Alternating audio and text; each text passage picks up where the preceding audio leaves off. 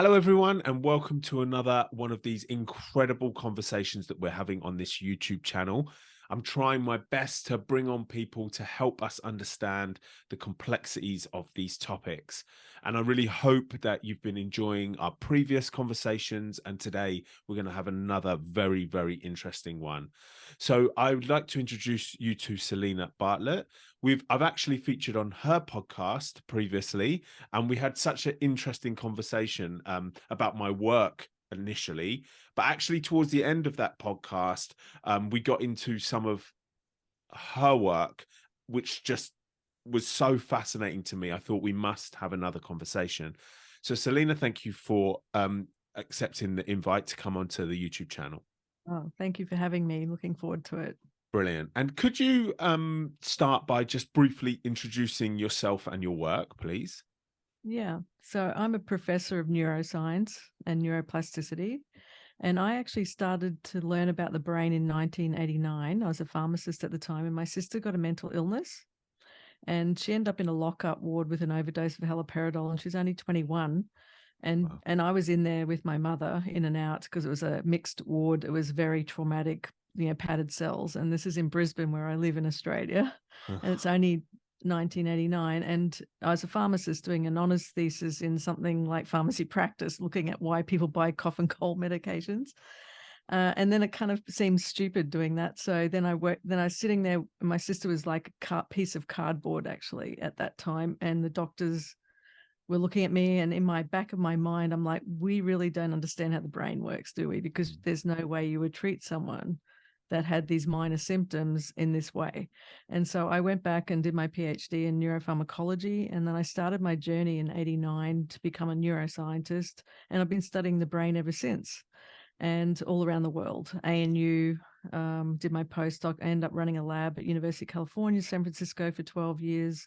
And I worked in alcohol addiction actually during those times because we understood it better than we understand what my sister had, which was diagnosed as schizophreniform or something like that. And we don't really understand these things. They're all basket of symptoms. And then just a whole lot of things happened. And I'm now in the world of neuroplasticity. I really believed in developing drugs for a long time. I just needed to understand the brain better. And then something big happened for me personally and in my lab in 2008, where I met an amazing person who was looking at how the adult brain changes with training and effort. And she took me up to her lab and said, Selena, it's not just about medications. Look at this, the adult brain can change, because back then we didn't think it could. We thought the brain was kind of stuck after the age of 25. And so it didn't hit me. Like, we talk about this, Jeremy and I, a lot about how you have these mindsets about things, and it does take a while to shift your mindset about something. Yeah. And I think in your world, this is very clear, like how people have a mindset about something and then shifting it to a new way of thinking about it takes big journey. And I was in that journey because I didn't think the brain, I thought developing drugs I was doing it for 20 years, working with drug companies. I had a big lab, had a huge amount of funding in America. And then I got recruited back to Australia, where I run a lab here now. And it's all about neuroplasticity, trying to understand the mechanisms that are driving the ability of the brain to change. And so I work on alcohol and sugar and stress and all of these things. But how we came together, and you're wondering, how does this intersect with what you're doing? So my journey was to not just become a professor or something. My journey was to understand the brain to improve the lives of people, specifically my sister at that time. But unfortunately, I was too late for that. She took her life in 2006 from her illness. And that's a whole other story. But what I worked out why she ended up with schizophrenia. Wow. And that's not me personally working it out. This is papers, hundreds of papers, demonstrating that early childhood experiences impact, and over generations, so not just this life experience, but over many generations, impact the way the brain's architecture is wired. And that's why, specifically in my family of 4 children, I was the eldest. She was next to me, 3 years beneath me, and then my brother followed quickly, and then another sister. My sister's a famous dermatologist in Sydney, my baby sister. My brother has 3 kids and quite thriving. She's just swum for Australia today. She has Down syndrome, but she swum for Australia today and got 2 silver, 1 bronze. Wow. I was just looking at that before we came on. Amazing. And then me personally, I'm a neuroscientist. So what's the difference? And people ask me this question all the time. Why did my sister end up in a lockup ward when we had the same parents? My parents are 58 years married.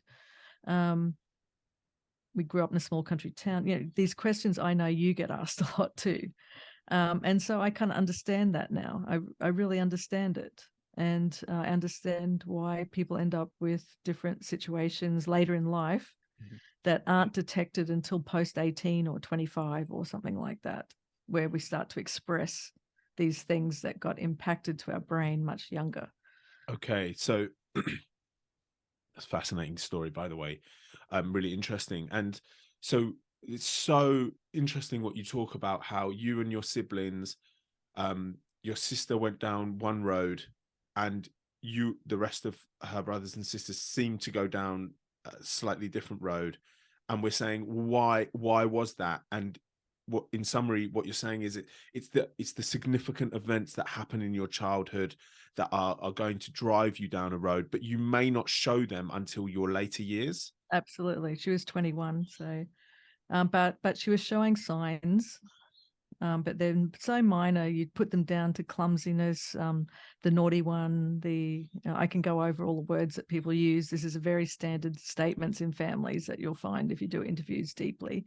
But I'm going to share my sister's story. I actually have never done that because Okay. I like to protect my parents and stuff, and it's nothing to do with them. Mm. Or their parents necessarily, but it's the state of unintentional consequences of parenting. So life, I want to put it out there, life isn't easy to put together. Yes. And my parents were young, married in their 20s, and that went to a small country town, brand new. I was 3, my sister came, and next minute, within a year, my mum's pregnant with another child. So my sister's sandwiched between me, the eldest, that got 3 years of rocking with my grandmother. And then my sister came, and then my brother came really quickly, and he's the first boy carrying on the family name. And so he got a lot of attention. So my sister's sandwiched between that. And then my mum, next minute, she's pregnant, 4 kids under the age of 7 in a small country town on her own. And my dad's running a business, trying to get it going. You know, all of us have these same stories. These are not out there end of the curve stories. I think they're everyone's story. But it was a bit shocking to me because I was not aware that story plays such a big impact, because I was looking for the brain development feature of why my sister ended up with something. And so we just needed to understand, because there is genetics involved, of course, because my dad's uncle had something like that. But it's more than that. It's the environments we grow up in. And so even though it can look like we're growing up in the same environment, there can be tiny little features that completely, from a brain perspective, change direction neuroplasticity wise, that leads to a few little things that add up. So let's talk about what add up. So for example, if you don't get that love and attention, unconditional love and attention between 0 and 3, the neuroplasticity switches are really, really on. And anything that little bit bad happens there, the brain goes to solve it for the rest of its life.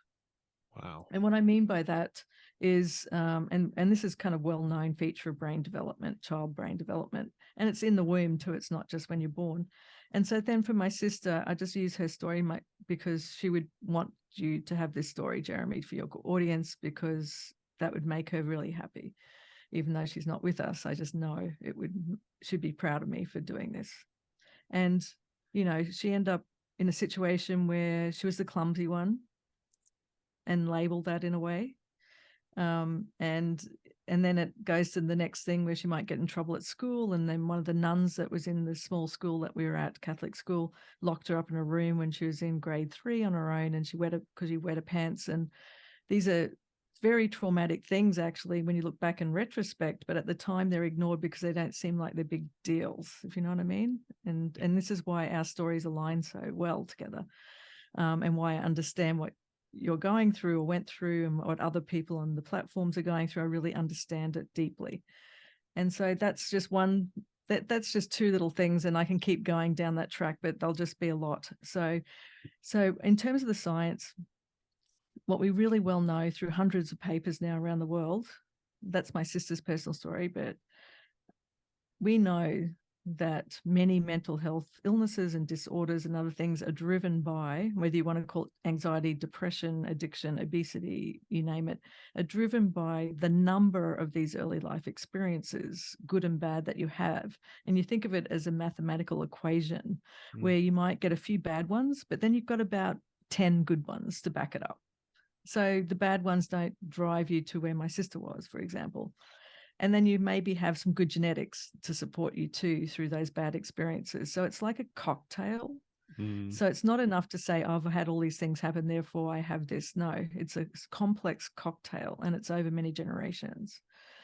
But the thing I love about what you're doing and what I do on my podcast, which is actually called Thriving Minds, is because we can move forward and change the cocktail. And that's what you're giving people a platform, something to say, allows people to see why this is continuing to happen. And yes, there are bad people in the equation as well, bad actors, as we say, but we could all necessarily become one of those too, you see. So we all have good and bad inside us. So you're trying to expand the good is how I look at it, by giving people this opportunity to speak. And it's not to just keep relaying these bad messages at all.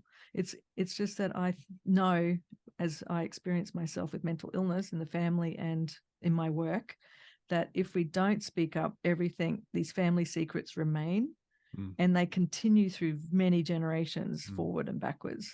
So we know that through the Holocaust studies and that kind of thing.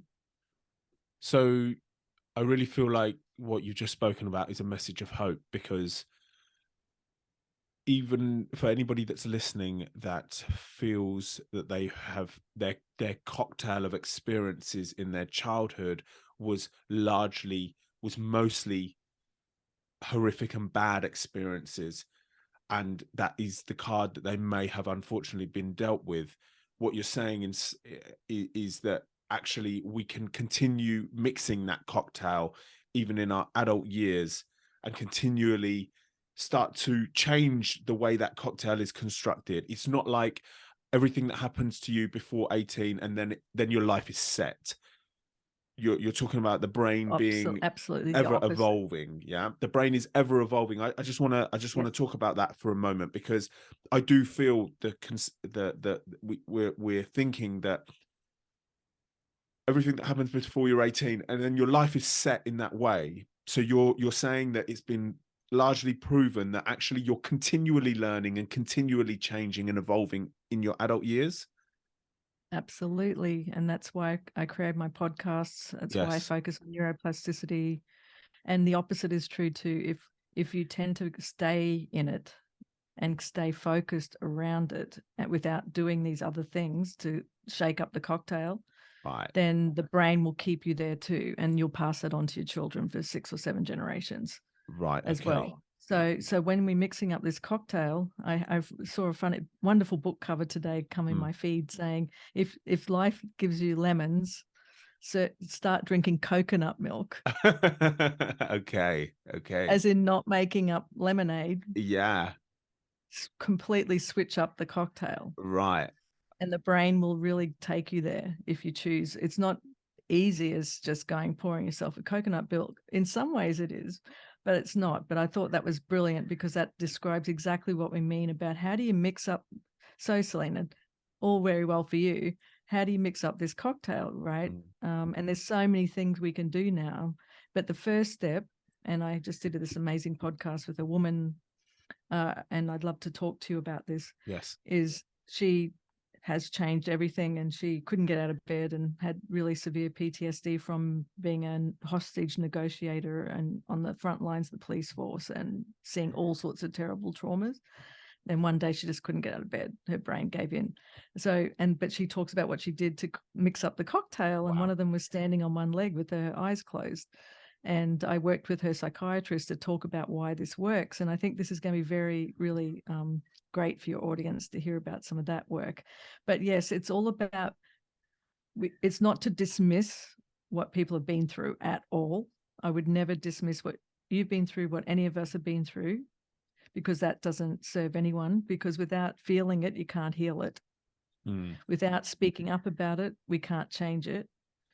Without all these other tools you're putting out there to identify that there are people feeling these feelings and giving them another cocktail to think about how to change that up for themselves too. Do you know what I mean? Like, you're changing up cocktails of people by giving them an opportunity to do different things, think about it differently. No, this is not violent. This is something else. This is, and that's not an easy story to tell when you first told it. Yes. And it's not easy for anyone that's coming on your platform in the beginning, but it's such a feeling to heal at moment once they've spoken their truth and someone's listening to them without judgment. And I think that's the first step that always drives the changes for anyone I speak to on my podcast, or even experts and all sorts of people. That is the first step, because we have a belief about ourselves that we've inherited and then sewn into ourselves through things that are outside our own control as children. So to step out of that tunnel into a new tunnel is not something that just happens overnight, as you know. Right. So it's a progressive, stage by stage thing. I love, by the way, the phrase, you got to feel it to heal it. And, yeah, absolutely. And yeah, that's so powerful. So that phrase is letting us know that if for the rest of your life you just turn away from it and look the other way, you're not going to be able to feel it, and therefore you're not going to be aware of it and take action. Yes, and the other thing that's happening around that, so I want to put it out there too, that this is also done in the care of great people around you, psychologists or psychiatrists or counselors or experts as well. It's not easy in these spaces that we're on this platform talking about to do it on your own. We're just trying to talk about the science around this. If that's, I just want to make sure everyone understands that. I'm a neuroscientist. I'm not a psychiatrist. I'm not a psychologist or a counselor. And I'm just providing scientific neuroscience understanding that's really advanced in the last 10 or 15 years in my career that wasn't there before. So I just want to let the audience know that. So yes, feel it to heal it. So the reason why, say, going to addiction pathways to heal it, meaning that you just drink to avoid the feelings, or workaholic, or become a CEO or a top paramilitary person, or you name it. There's some, or a criminal, for example, a high-level criminal, whatever. They're all ways of dealing with it, depending on the environments you've grown up in. There's a great story with John McAvoy from England. I don't know if you've heard about him. No. He was the top, another amazing podcast and story. But if you're using those tools to heal it, you're not healing it. You're just numbing it. And then what you're doing is then bringing in people into your life that aren't going to help heal it.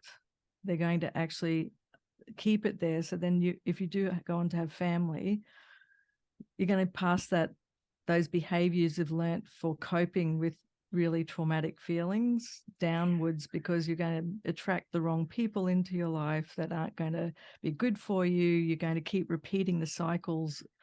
That's what happens in the case of not taking this is the hard journey that you and I are on.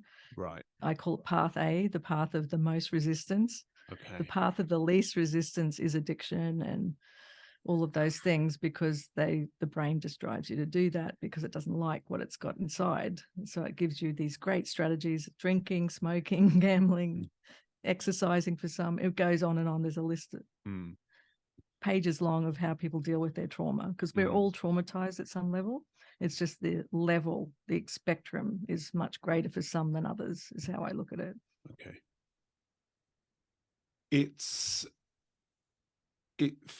can sometimes feel like we're doomed, like as human beings, in the way that I was actually having a conversation with a few friends about this over the weekend. It's like,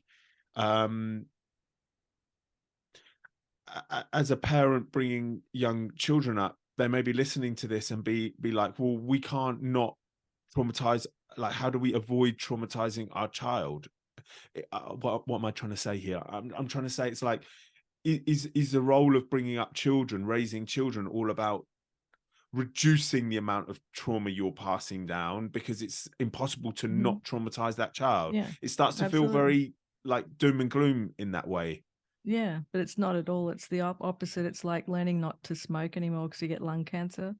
Right. So everything stays in silence and keeps getting passed down the generations. I'm actually incredibly hopeful because it's the first time in history everyone has these opportunities to change the direction through education, knowledge, and power. Okay. And people can empower themselves through this knowledge. It's science and other platforms. It changed my life, Okay. this knowledge. Yeah. Like I was in the other pathway, medicating my stress of overworking and all sorts of other things. I was drinking at nighttime with cooking dinner for the family, running a big lab. I've been in these pathways. I understand it. So the switch I made, which is not easy, and it's a daily thing. It's not like this is all over after 4 weeks. Yes. It's a lifestyle adjustment. It's a change in thinking. It's an awareness of, oh, that makes so much sense. And of course, we're just humans being human. We're not perfect. It's perfect, imperfect. But the one thing that really is powerful is parenting is you're not given a manual at all. Mm. Like you have a baby and there's that you get the breastfeeding story and you get where they should sleep on their side or their back, and that changes every season. You don't get any of this knowledge. Mm. And it's Yes. not to scare anyone. It's just to understand that parenting really matters. Mm. Like it's a really, really most important thing that you do in your life. It changes everything for people. And if you can't have parents, you can get coaches and mentors. There's a lot of people in foster care and other places that don't have that opportunity. But I know so many people have changed their life through having a good teacher or a good Right. mentor, or, an Yep. adult around them. Yep. And And we that's can what I all was be going to those come on to. adults. Yes, and that's what I was going to come on to next, because um, the child isn't 24/7 around parents. They go many other places. So I feel like when I think about my young years, I feel like I was continually looking, and I feel like I do it now, continually looking for inspiration and information and something that's going to help me evolve. So, I played a lot of rugby and boxing when I was into sport in my very younger years. And I feel like some of the coaches were so inspirational. And then I went into my engineering career, and I was very fortunate to get some incredible people who wanted to mentor me. The companies that I work for, most of them were very supportive. Absolutely. So I was continually getting, it's nurturing, yeah. All of Yes, that is absolutely. very nurturing. Teachers that inspired me, teachers that annoyed me as well. But it's like Yeah, then we start to understand that as adults, if you're ever interacting with young people, even 18-year-olds, 15-year-olds, you are constantly having an impression on them, and everything you say and do is extremely valuable. absolutely. I can give you hundreds of stories of people that had one teacher. I mean, it's the more healthy adults around a child, the better.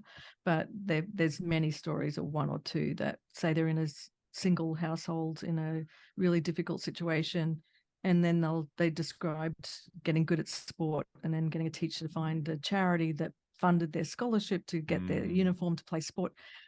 There's hundreds of these stories around. So each of us are a healthy adult if we're doing what we're talking about here, is to change up our cocktail. If we yeah, change up our cocktail, we can then be stronger in ourselves to do what you're doing to help right, other people. So we're talking about parents. It's not just all on the parents. It's a societal thing. right. It's the whole society to be thriving has to be healthy. It's not just on the family at all. I Mm, don't want to put that message out. I'm just of describing course, some of the ingredients. But if we're a healthy society, then it's the village phenomena again. So right. I look at it as a sign. If we have more kids in stress, then it's just a sign of a degrading society. Mm, And so that comes across, government level conversations, and they're deep conversations, but it's just part of what we need to do to evolve. We have to evolve together. We can't do it yes. on our own. Okay.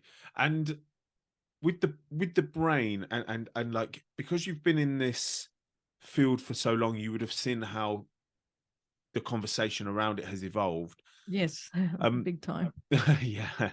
And we are, I feel like we are often only treating the body, repairing the body, or fine-tuning the body, or trying to improve the body, maybe with exercise or even food. For some people, are, you know, the conversation about what you put in your body is becoming bigger, I feel, as well. But do you feel hopeful about the way the conversation has changed around treating your brain nicely? Yes, I do. It's an enormous change. Okay, could you talk a little bit Yeah, about so that?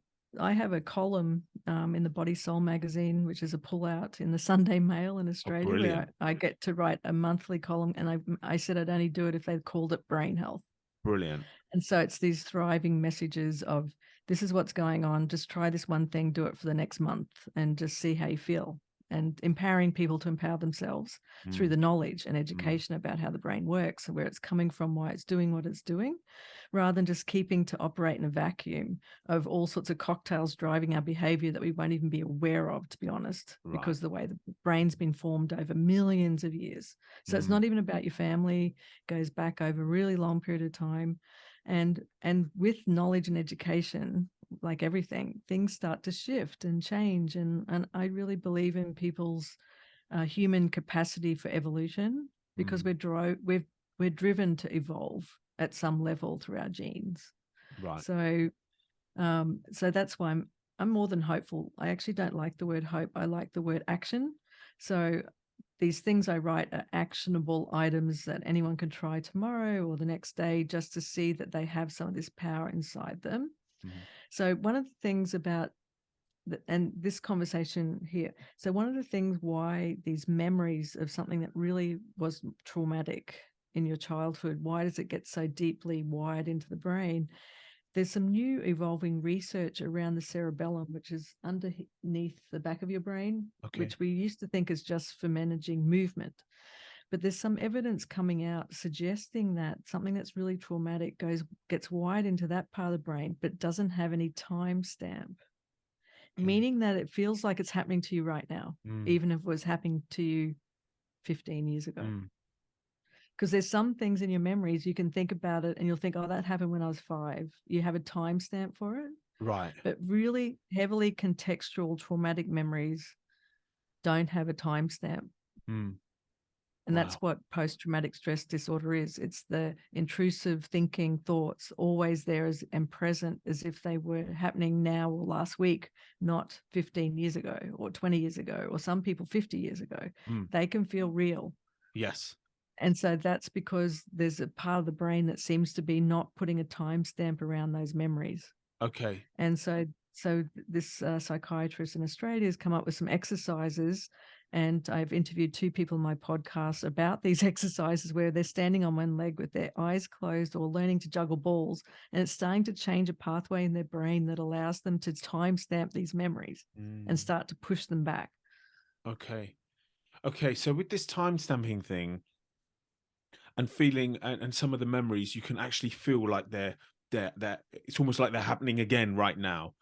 I'd love Yes. to I feel like I can relate to that in a couple of parts of my life journey, where when I found the man that did this to me when I was a child online, and I saw his picture for the first time in 25 years, 20, a little bit longer than that. Sorry, not 25 years, 17 years, I think it was. So I hadn't seen his face for 17 years. I see it again for the first time, and it feels like I get the fear as if I'm back in that situation. And is that something to do with what you're talking about? Because I Yes, found that absolutely. obviously at the time that was a horrendous experience. My heart was racing. I felt fearful. And now I look back at it, now that it's over, I feel like I became that 8-year-old boy again. Yeah. And that's what everyone's going through, not just something what you're talking about Okay. for you, your experiences, but all sorts of things like that. One really contemporary example would be, say, people in fighting on the front lines, Hmm. and they're getting bombs going off around them in this new warfare where it's real and civilians are dying and stuff. when they come out of that, even for years, they can still feel like that's happening. If they hear a sound, Okay. it'll activate their brain, and they'll be right back where they were in that field watching that scene. Okay. And that could be happening all the time, all day, and so they get afraid to even leave the house. Wow. And so this is what I'm talking about. And this is not just people on front line. This is people like in the police force and all sorts of frontline responders that see very traumatic things, fire service, etc., paramedics. If you don't have the right wraparound support and way of protecting yourself from all of that, because that is part of the job, then this is what the brain will do, because the brain doesn't like that much. It takes it all in fast if it's bad, rather than all the good stuff. And it doesn't tend to go back over all the good stuff and make you feel good naturally, does it? Right. Yeah. Unfortunately, I wish it did. I wish it made you just think about all the beautiful memories all the time naturally, and makes you smile and happy. It's quite the opposite. Yes. And what that's made me think about is, why do we tend towards the negative side of things? It's like, because to keep yeah, brain's please. designed for that. Why? The brain's totally designed. That's its because its only job is to keep you alive and scan for threats. That's its primary job, and it's built over millions of years for that. Whether you go back to a plant or a mushroom or a bacteria, that we're always sensing our environment to keep us safe from eating poison, from escaping all sorts of things. And so the brain always looking for perceived or real threats as its baseline operation. And that's why I talked to you about stress and adverse childhood experiences, and why they end up wiring our brain to be even more threat alert, or more hypervigilant, or all these other behaviors that you describe, whether it's heart racing or all sorts of outcomes from that. And that's why people that have had more trauma experience end up with more what we like to call mental health disorders or illnesses or experiences later in life. So there's a famous professor called Professor Alexander McFarlane. He said, I can take any healthy individual, expose him to enough trauma, and he will become traumatized. Wow. So he's talking about doctors, psychiatrists. He's talking about people on the front lines here. Right. These are people working with people that are trying to help other people with trauma. Because police actually see a lot of things on the front lines all the time that you and I never see, for example. And the brain will then react eventually the same way, unless we've come from a very strong baseline level of resilience and love and unconditional love and support in the background.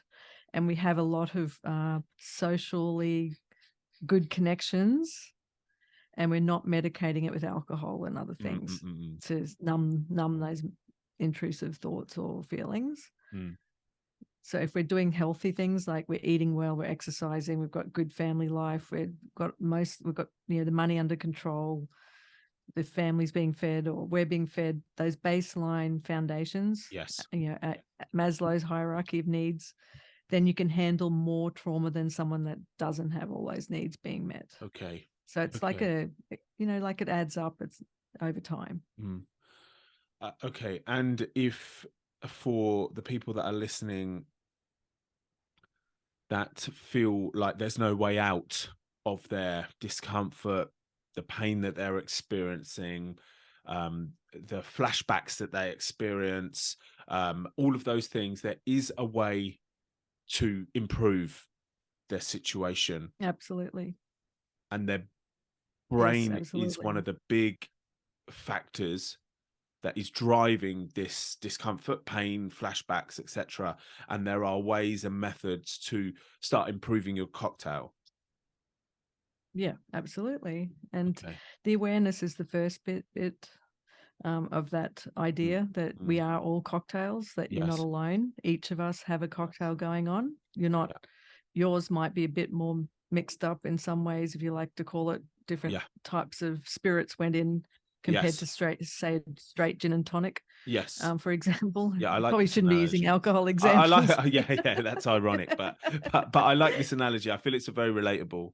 Yeah, it is. And so how do we take say 10 spirits and turn it into a gin and tonic, for example? How do we simplify things? So it's by taking that first step to recognize, do you want to do that? Very Do you important. want to change your cocktail? Very important. Okay. Okay. Because all of those things you're feeling are real. Yes. Absolutely. And there's nothing, there's great places to go and have people listen to that and talk about it, and all those traditional forms of therapy are available to everybody. And then what Belinda describes and others and myself describe, there's these adjunctive things you can try, whether it's cold showers or standing on leg with your eyes closed, or certain types of exercise in nature, or what you're eating, taking out sugar. These simple things first can be just the ticket that can, what I like to call it, the 10-second change. Just for 10 seconds, say, I can give this a go. And then step in the cold shower, as in when you're having a warm shower, just switch the tap to cold and put on your toes for 10 seconds. And that's it. That's it. And then next day, 20 seconds, and then move up your body. And this is the Wim Hof method, but it's a way of getting started. The cerebella exercises are where you stand on one leg with one foot in front of you and you close your eyes. You want to Google that to show you how to do it. And what you're starting to do is you'll start, and it takes, it doesn't happen overnight, but within a few days, you're starting a new pathway in the brain. Okay. And you're driving up brain-derived neurotrophic factor and all of these other factors. So I'm just giving you a couple of little things. They sound a bit extreme. So let me give you one really simple cocktail mix to add tomorrow morning, or whenever you hear this. When you wake up in the morning, instead of going straight to your phone, just look out the window and open your eyes and just take in a panoramic view, a wide view. And what that does, it decreases the autonomic nervous system, because the visual system is tapped down to all these memory systems in the brain. And then what you're doing is then starting the day by actually you changing the way the stress is going to come into your brain for the rest of the day. Wow. And so already by saying, like, so many magic things just happen then. One, you said, okay, I'm going to give that a go. I'm going to try this morning routine into my cocktail and mix it up. So I call it 10 seconds to freedom. And what I mean by that is we don't want to be staying there forever feeling like we're feeling. We want to mix it up and change it for not just ourselves, but everyone around us and our future generations, because we can do that. We're very powerful as humans. We have this part of our brain that allows us to make that decision, even if we don't feel like it. We can take the simplest little thing first and just do that every day. Just one thing. That's it. Just put that morning routine, that one little thing. That's it. Do that until it's like what you do. Right. And just see what happens in the cocktail. Okay. Do you feel like, and by the way, I am so for all of that, creating habits by just starting once and just waking up and being like, I'm gonna try that. I'm gonna try that. I'm gonna try it 3 times and see how I go. And I just feel like just the initial starting is just so important. So I Well, it's the absolutely love hardest what you're step. saying. I've come to Yes. see it's the hardest step, Right. because those beliefs have been hardwired in over so long, not even just from us. Yeah. All our environments and everything. So that's why I pat people on the back and just say, well done for at least asking. I call it, ask yourself the question, can I give this a go? Right. Right. Fantastic. Do you feel that some people are stuck in rejecting all of these ideas and rejecting that there's ever any hope or action that they can take, and I will be traumatized forever and feel pain forever? And do you feel that because then as they follow more people that have that viewpoint and they end up in their echo chamber for some years on social media, it almost without them realizing becomes a fear to let go of that because it becomes their identity? Yeah, it's called trauma addiction. Okay. Please, please, So, I'd love it if you could speak about well, that. you can see so easily how that is so addictive.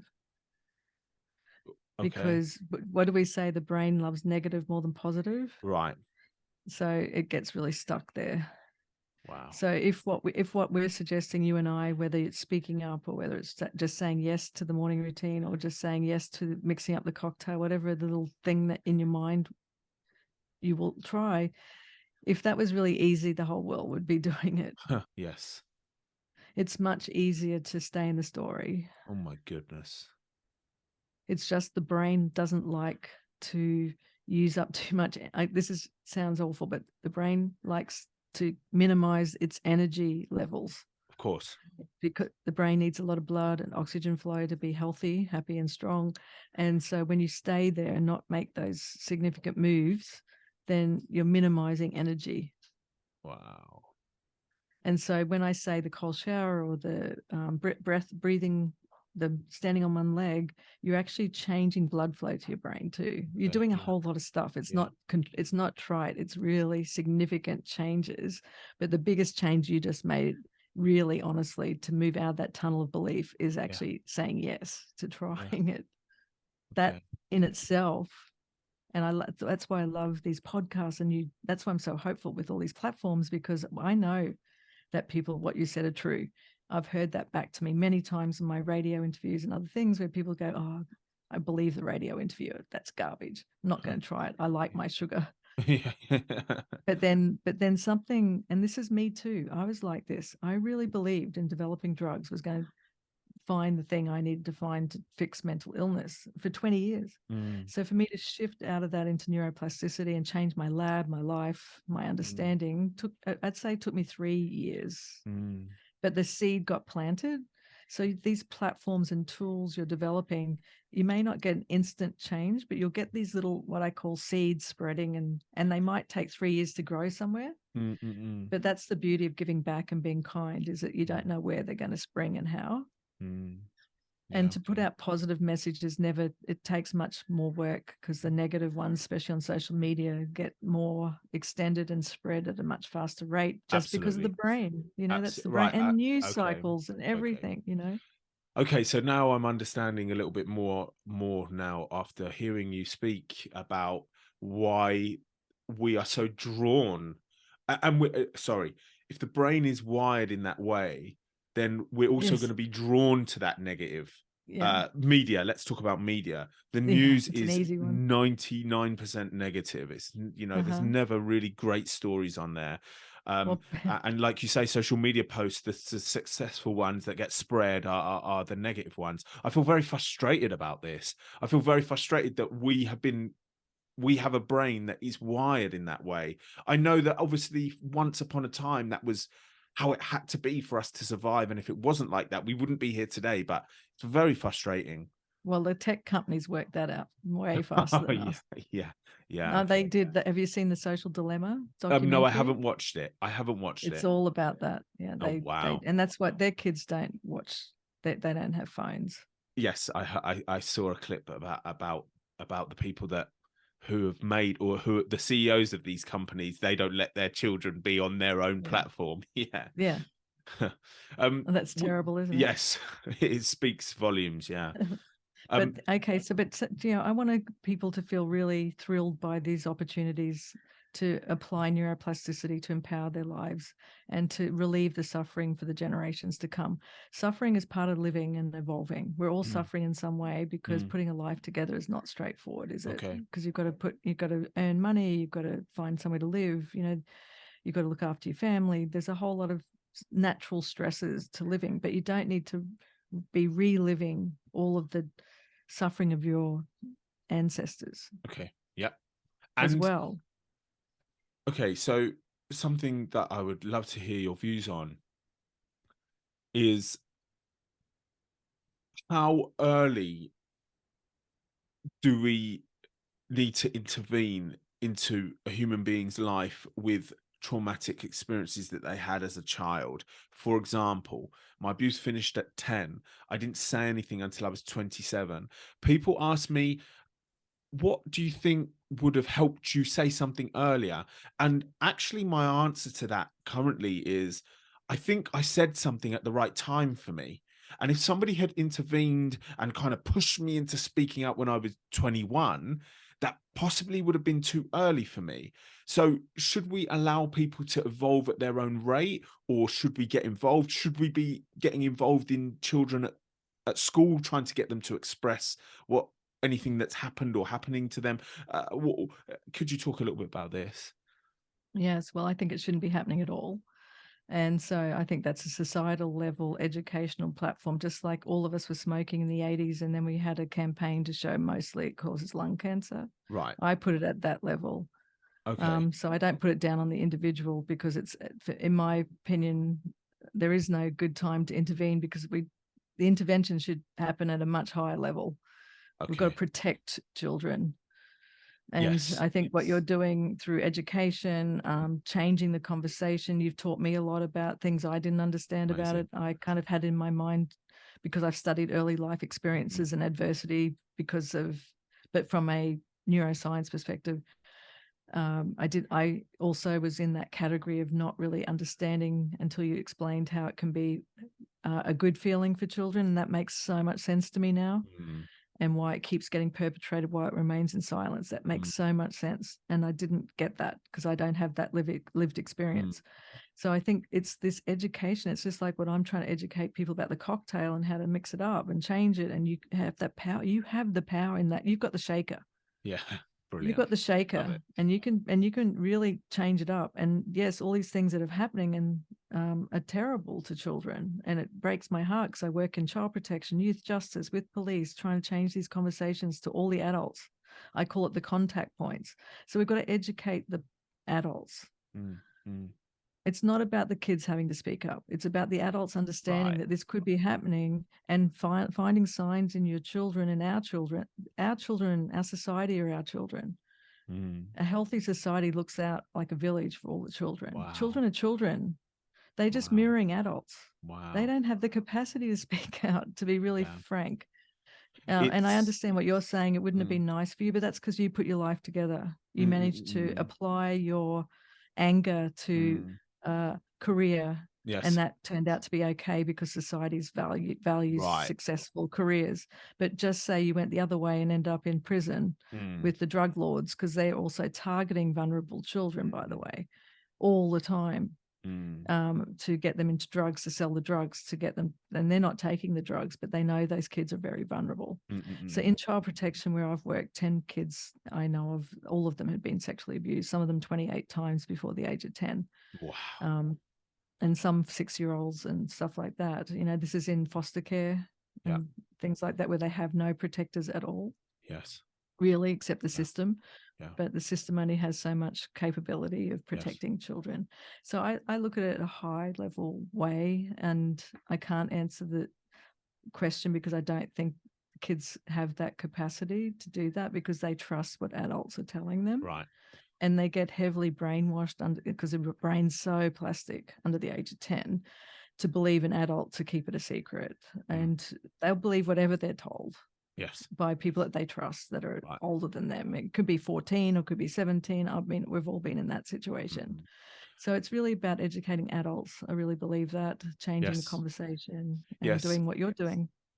And I've actually most recently started changing some of what I say around um, educating children and educating adults, because Yeah. I used to heavily, really up until the last month or so, and I've had a Yeah. few Yeah. conversations with people like you, I've been heavily about teaching children, making them body aware, teaching them the rules. And like most of my, I don't know, things that I say have been around that for prevention. Of course. Well, that's your lens for sure. Right. But I think actually I'm seeing errors in my views on that, because the majority of this starts with adults. Prevention of children being harmed starts with adults, not the children. Why are we expecting the children to sort this out? It's the Exactly. But this adults, goes right? across everything, Jeremy. It's not just about one topic. We're talking about Yes, physical abuse. We're talking about emotional abuse. We're talking about absolutely. neglect. We're talking about, like, if you go and look at the adverse childhood experiences study, they label all of those 10 factors, and there's way more than that. There's parents that have been in jail. There are parents using drugs. There are so many exposures that children have to different early life experiences that shape their life to come. So that's why I stopped working with children in that sense, because everyone wants to help kids to protect them. Yes. But really, the only protective factors are going to be through adult education, because adults are also traumatized by all of this already. Mm. And so we have to help them heal their trauma so that they can then be in a good enough space to protect children. I look at it as a protection of children that's needed, and not helicopter parenting or any of that.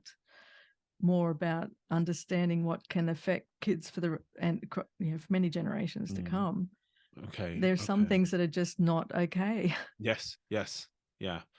Now, when we are people living our lives and we look to our parents and we feel that they passed some things on to us, or they did some things to us, Right. or we saw them do things that have Yeah. had lasting negative effects in our Yeah. personalities and our lives, and we're quite angry towards our parents or resentful towards our parents about that.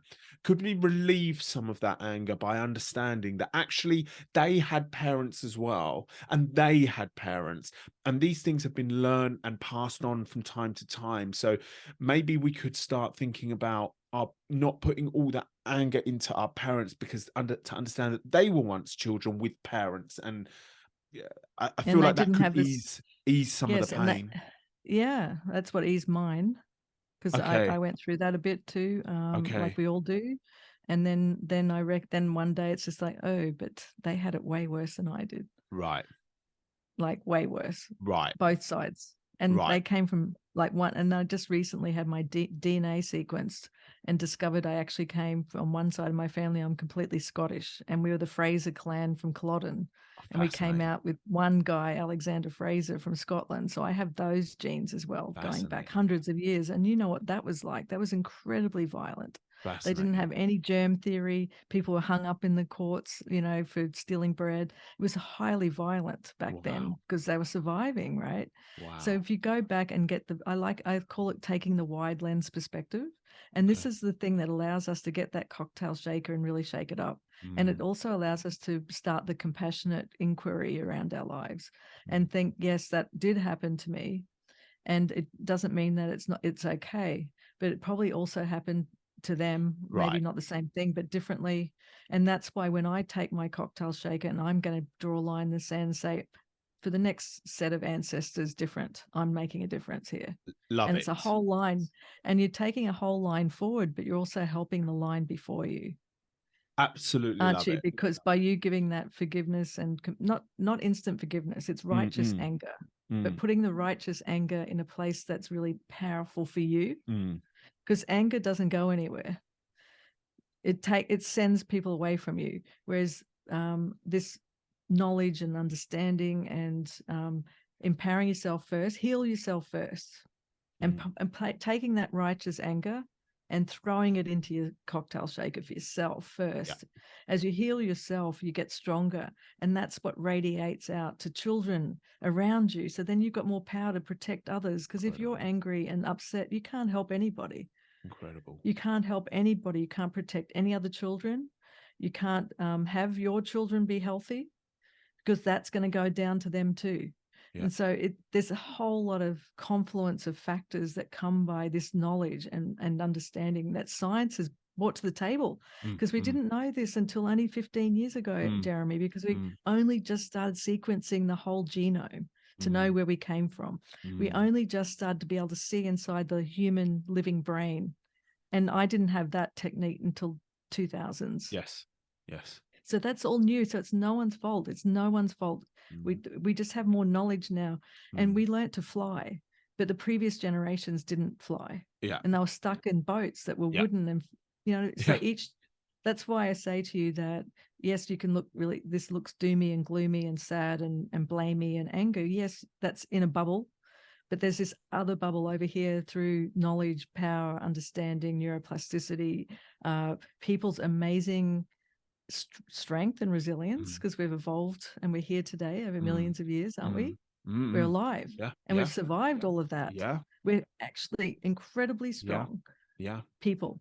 And it just takes us having these open conversations, breaking the silence, giving people the cocktail shaker and saying, now try putting this in and see what happens. Yeah. Change your future. Yeah. Amazing.